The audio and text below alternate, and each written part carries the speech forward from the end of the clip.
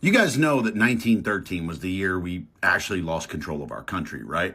Oh, and just for historical context, World War I started in 1914. I mean, look, I'm sure that was a coincidence, but let me just tell you all the things that were created in 1913. First, the Federal Reserve, which is neither federal nor has any reserves. It's basically a private bank that just controls all of our money. Second thing created in 1913 was the IRS. And I'm sure it's just a coincidence that it was created the exact same year that a private bank took over all of our money. Yeah, I'm sure it's a coincidence that that was the year they started taxing you. Like, you work, they print, and then you pay them back with interest.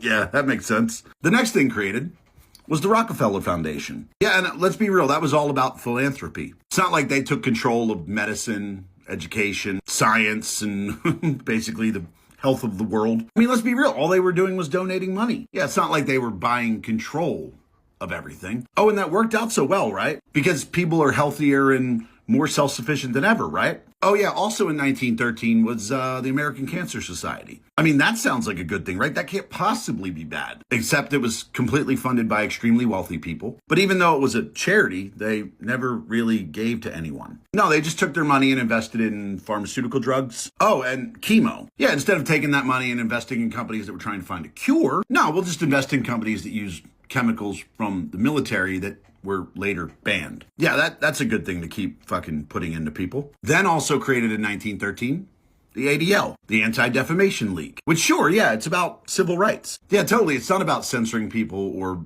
silencing critics. And then in 1914, we had World War I. And that became the first war ever that private industry profited from war. The private industry that's owned by the same families that created the Fed, the IRS, the Rockefeller Foundation, the American Cancer Society, the ADL. Again, just a coincidence. Oh, I'd also like to point out that a year prior to 1913, 1912, yeah, that was when the Titanic sank. And it's funny how three of the wealthiest individuals on that ship were the loudest voices opposed to central banking. Oh, and there's also the little tidbit that JP Morgan was supposed to be on that boat, but he canceled at the last second. But yeah, that's conspiracy. That's tinfoil hat talk. So what's happened since 1913? Well, the dollar has lost 99% of its value. Our debt has just become like a number that we ignore. Middle class getting fucked daily. War is now an industry instead of a conflict. Oh yeah, and your money isn't real anymore. Like, it's just not